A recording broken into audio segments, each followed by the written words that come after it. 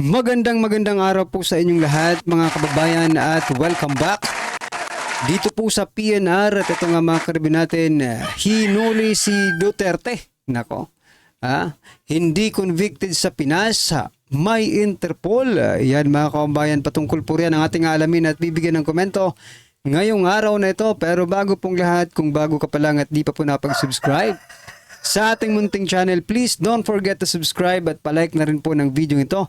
Maraming salamat po at eto na nga, simulan na po natin to. Sa wala ko sa magandang tao.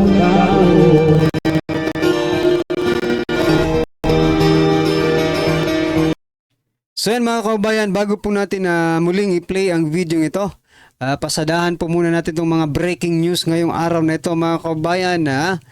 President Duterte nahuli or hinuli ng PNP with matching Interpol mga kababayan. No, ito po ang breaking news 35 minutes ago from 1PH. Kinumpirma ni Atty. Vic Rodriguez sa One News na nakarating na sa Pilipinas si dating Pangulong Duterte at nakadetain sa isang lugar. May mga ulat din na nagsasabing naglabas ang Interpol ng red notice laban kay Duterte. Kinumpirma naman ni Senator Bongo sa FB Live na dadalhin si dating Pangulong Duterte sa Villamor Air Base, Pasay City. Yan mga kababayan. No? So, yan. Rodrigo Duterte now under police custody. So, nalagay po natin dito mga kababayan sa thumbnail natin. No? Kasi tayo nagtatanong rin eh. Hinuli si Duterte, di ba? Hindi convicted sa Pinas, may Interpol. So, yan mga kababayan. Posible pala yun, no, mga kababayan. Paano nangyari nagkaroon ng kasalanan, no? Si Pangulong Duterte sa Interpol na mismong sa bansa niya, hindi naman po siya convicted. Walang kaso. Or kung may kaso man, napatunayan ba nila? Na talagang talaga may kasalanan si dating Pangulong Duterte? Di ba? Parang common sense lang ba mga kababayan? Ito bilang isang ordinaryong Pilipino at simpleng komento lang po ang ginagawa natin dito kasi hindi naman po tayo expert sa mga ganito. Pero kung iisipin mo, 'di ba? Bakit kailangan, no, na Interpol ang mag-serve kung warrant of arrest man 'yan, no?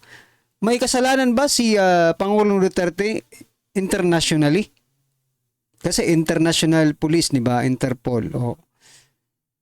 Dito nga sa Pilipinas, mga kababayan, no? Hindi naman convicted. Bagkus ay mahal pa nga siya ng mga tao. At yung inaano sa kanya, crime against humanity, mga kababayan. Kung crime against humanity po ito, no, wala sanang nagmamahal sa taong ito. Mga kababayan. Bakit kailangan pa nila ng red notice from Interpol kung sa mismong bansa ng isang tao or ni former President Duterte ay hindi siya convicted? How can you prove? Yung mga claims ninyo hindi nga convicted. I-convict nyo muna dito si dating Pangulong Duterte, no? Sa Pilipinas muna bago kayo mag-international, no? Kasuhan nyo muna ng kasuhan. Dikdikin nyo muna ng dikdikin dito. Sa sarili nating justice system, 'di ba? Bago kayo pumunta sa ibang bansa. Grabe naman po ito. So, ano ba ito? Parang ako na-imagine ko lang hindi naman natin naabutan siguro si Ninoy, no? Sa balita na lang natin naabutan. Ninoy, 'di ba? Yung sa airport din 'yun eh. Parang sabi ko kanina habang pinanonood ko, no? Airport, bigla kong naalala si Ninoy, no? Baka kung anong gawin nila dito kay Pangulong Duterte. Kasi airport din eh. Sa airport din po yun si Ninoy. Wag naman po sana, mga kababayan. Ito pang balita mga kababayan. Philippine National Police Chief Police General Romel Marbel and ito talagang tandem po sila palagi, no, itong si General Romel Marbel at Criminal Investigation and Detection Group Chief Police Major General Nicolas Torre. Bakit palagi nandiyan si Torre, mga kaubayan, no? Well, anyway, with Interpol representative waiting at NAIA for arrival of former President Rodrigo Duterte. So, yan po, no? Nandyan po si PNP Chief Marbel. At nandito po, si PNP Chief Marbel po, yung sabing na, ano, yung illegal drugs, nagpapa-extend lang po ng, working hours ng ating mga kababayan. That's why they are taking illegal drugs, no? For them to make, to be alive, no? Sa trabaho. So, yan po sa General Marbel. At si Torre naman, mga kababayan, General Torre naman po, ito naman po yung general na talagang masigasig, no, na pumasok doon sa Kingdom of Jesus Christ, no, mga kababayan. So, matatandaan mo talagang dalawang to. At ito pa, mga kababayan, sinagot naman po ni President Duterte, no? Ito naman po ang sagot ni former President Duterte. Sabi niya po dito, basahin ko po para sa inyo, even if you kill me now, totoo talaga. Truly, it does not scare me a bit, no? Hindi daw siya natatakot ng katiting man lang. Hindi naman ako nagpapasalamat, pero ikaligaya ko na lang na magpahinga na. If you want to arrest me, I will go to them. Totoo, nandun na nga, sumama, mga kababayan. Hindi ako ganun maglaro ng patago-tago dyan. Naging presidente ako. So, sinong taguan ko? Police? Army? Sino? ICC? Tanong-tanong na yan. Ang tagal ko nang naghihintay niyan. Crime against humanity? Pati hindi ninyo nasali na pinatay ni Hitler, idagdag mo na sa akin. Ako po, wag naman. Or the unsolved massacres around the world, charge it on me because isang impyerno lang ito. Palakpakan po natin. Dating Pangulong Duterte, no? Sabi naman po dito sa post ni Mr. Real Talker, sabi niya, idagdag mo na Bongbong Marcos ang mga namatay ng martial law ng tatay mo. Kahit ano gawin mo, we will support Tatay Digong. Todo mo na. Kasi last mo na yan. Ako po. Oo nga, no? Ikaw, Tatay Digong, bakit kailangan mo pang magpa-Hitler? Yung kay Marcos Sr. pa lang, pwede na nilang idagdag, no? Na gawing mo ring kasalanan yan, mga kababayan. Nako. Ano po ang masasabi nyo dito, mga karibin natin, yan nga po yung, kaya ko po kinontent ito, mga kababayan, kasi nagtataka rin ako, kung bakit kailangan may Interpol wherein former President Duterte hindi nga na-convict dito sa Pilipinas, international pa. Patunayan nyo muna sa sarili nating justice system that former President Duterte is, no, talagang may kasalanan. Nakakahiya po kasi, no. Baka isang araw maano pa kayo ni Trump. Baka magalit si Trump, ha? Dahil mismong sa bansa natin hindi nga ninyo napatunayan na may kasalanan nga, tapos pupunta pa kayo ng International Criminal Court or Interpol, mga kababayan. Well, I don't have any knowledge. I'm not expert about it, mga kababayan, kasi wala naman talaga tayong expertise, no? Pero kayo nga, mga kababayan, tama ba yan? Tanong ko lang, tama ba yan? Hindi mo nga napatunayan sa sarili niyang bansa na may kasalanan siya, tapos ngayon dadalhin nyo sa ibang bansa yung kaso para patunayan na may kasalanan siya? What? Naguguluhan na ako, ha? Naguguluhan na po ako sa inyo, dito sa mga balitang ito, no? Ay, nako. Nasaan na? Nasaan ba si President Bongbong Marcos Jr.? Gusto ko talaga marinig yung magiging komento niya dito. Ha? Baka nagpe-prepare pa po ng script. Abay, abang-abangan lang po natin, no? Hanggat makakaya pa nating abangan. Anyway, sana magsalita naman po siya, no?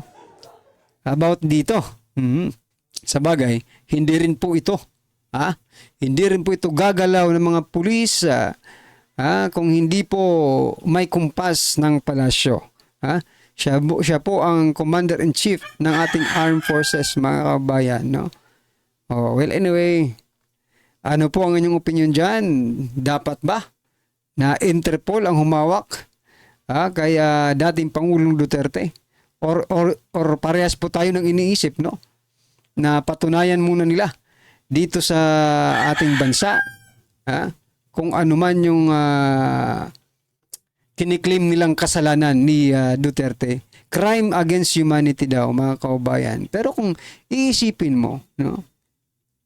Kung ito ay crimes against humanity, lahat po ng tao sa Pilipinas ay galit po kay President Duterte. Pero bakit mas malaki pa tuloy ang porsyento ng kabuuang populasyon ng Pilipinas ang pabor sa ginawa ni dating Pangulong Duterte? Yun nga yun. Yun yung question doon eh. Baka this is only because mga kababayan ngayon po ay panahon ng election period. Hindi kaya napupolitika na ito? Or pinopolitika? Ay noon pa man pinupolitika na talaga. Kay VP Sara pa lang pinupolitika na talaga nila. Di ba? Well, anyway. Ano po ang inyong reaction dyan? I-comment nyo na lang po. At eto na nga. Bigyan po natin ng kaunting reaksyon at opinion ang video ito. Eto na po. Ito ang breaking news ngayon. Viral ngayon sa mundo ng social media. Kung kilala mo ang kalaban at kilala mo ang iyong sarili, hindi mo kailangan matakot sa resulta ng isang daang laban. Matapos ihayag sa publiko na isa sa tatayong legal counsel, the Vice President Sara Duterte, ang kanyang ama na walang iba kundi si dating Pangulong Rodrigo Roa Duterte. Tila nasa panic mode na di umano ang kampo ng Marcos Romualdez dahil wala pang dating Pangulo sa kasaysayan ng bansang Mukhang may connection. I am not saying talaga may connection dito sa impeachment ni Vice President Sara Duterte. Kasi gagawing attorney. Si dating Pangulong Duterte. Baka lang naman, ito wala, opinion lang ito very pure opinion, mga kababayan. Baka lang naman yung iniisip nila, teka lang, matindi to. Baka matalo tayo dito sa impeachment natin kasi nandyan si Duterte, former President Duterte. Ito, gagawa tayo ng paraan para mawala yan. Okay? Yung ibang mga attorney na gustong magdepensa kay Vice President Sara Duterte, ano rin kayo, be alert, Be alert. Bakit? Baka one day, isang araw. Baka one day, isang araw before the trial, mga kababayan, meron na kayong mga kaso. Nako po. Pilipinas ang naging legal counsel sa Korte Suprema. Maaari di umano itong mangingibabaw sa mga headline at ang kanyang paglahok ay gagawing pinakamalaking legal at pampolitikang kaganapan sa bansa. Maaring mas tumutok ang publiko sa legal na depensa ni Duterte kaysa merito ng impeachment case laban kay Vice President Sara Duterte. Tiyak di umanong mukhang kakabahan at aatras ang ilang mambabatas at Kongreso dahil sa husay at galing ng legal counsel ni VP Sara. Gaano kaya ito katotoo, mga kapanig? Ating alamin sa bidyong ito. Pero bago tayo Pasensya na mga kabayan, masyado kasi kung nag-iisip, malikot talagang utak ko dito sa pagkakahuli kay dating Pangulong Duterte. Kasi kanina sinasabi po ni Senator Bongo, hindi sila pinapasok kung saan naroon si former President Duterte. Napaisip ako, sino kaya kasama ni Pangulong Duterte doon? Siya lang kaya? Or may kasama siyang allied parties ba? Yung mga kakampi niya na nandun din, no? Kasi naisip ko lang, mga kababayan, no? Kung isa lang doon si Pangulong Duterte at walang kasama, baka mamaya sabihin tumakas. nanlaban. Nanlaban eh. Ha? O, alam niyo ang kasunod pag nanlaban, mga kababayan, no? Nako. Oops, teka lang. Napaisip tayong lahat dun, ha? Well, that is only our opinion. Nako, wag niyong isipin ng masyado, mga kababayan. Kasi hindi naman manlalaban si dating Pangulong Duterte. Nako po. Ano akala niyo kay dating Pangulong Duterte? Kriminal? Ay magpatuloy mga kapanig, kung bago ka pa lamang sa aming channel, ay huwag kalimutang mag-like, subscribe at i-click ang notification bell para mas maging updated ka pa lalo sa lahat pa ng mga bagong videos na i-upload namin. At yun na nga mga kapanig. Matapos ang balita na isa sa tatayong legal counsel ni Vice President Sara Duterte ay ang dating Pangulong Rodrigo Roa Duterte laban sa kanyang impeachment trial. Tiyak na di umanong kakabahan at di umano'y aatras ang mga kumakalaban dito. Ayon pa sa isang post ni Ching Lu, and I quote, "The art of war, the Marcos Romualdez camp is a panic mood because no former president in this country's history has ever acted as legal counsel in the Supreme." Siyempre wala talaga, mga kababayan. Kasi mamibilang mo lang yung mga naging presidente na attorney. Di ba? Sino bang attorney? Si Gloria, hindi naman siguro kasi economic expert sa Gloria eh. Yung iba mga artista, no? Si Irap artista yan eh. Yung iba, hindi ko alam kung anong profession nila. Pero nakita ko po sa history ng Pilipinas marami pong attorney, physician, no? Abogado, physician, no? Ang naging presidente ng Pilipinas, no? Pero yung iba, yung lately, yung ngayon pawala yung education. Ito nung nakaparaang panahon, i-search nyo mga kababayan, correct me if I'm wrong, I stand to be corrected. Kasi may nakita po akong post, no, na yung mga nakaraang panahon mga kababayan, yung mga presidente, educated. If they are not a lawyer, no, dentist, something like that, doctors, no, diyan lang po anthropologist, ganyan, may mga, basta educated po yung mga natin noon, mga naging presidente. But nung papunta na po sa henerasyon ito, education doesn't matter. Kita nyo, si Erap, di ba? Marami pang iba. Although yung iba talagang expert din, but what I'm trying to point out, parang nag-iiba na yung parang pawala yung educated mindset na maging presidente, no? What I'm trying to point out, mga kababayan, sa mga susunod, no, piliin po natin ang edukado naman, no? Kahit hindi abogado, kahit hindi po doktor, as long as may pinag-aralan, may alam sa politika, political science, no? At kasi pag alam mo yan, pwede mo lang paglaruan yung mga international para hindi magkagulo. Unlike ngayon, di ba? Ang gulo. Sa West Philippines nga lang, hindi ma-handle because wala pong I'm not saying na walang pinag-aralan, pero what I'm trying to point out, dapat may alam. Kahit may alam lang. Ay, hindi ko masabi-sabi. Kayo na lang bahala. Baka mamaya ipatawag tayo. Hindi naman yun yung intention ko. What I'm trying to point out ay may alam man lang. Di ba?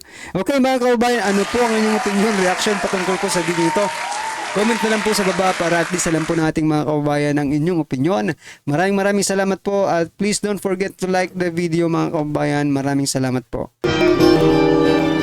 Sawa ang bayan ko sa magnanakaw ng tao.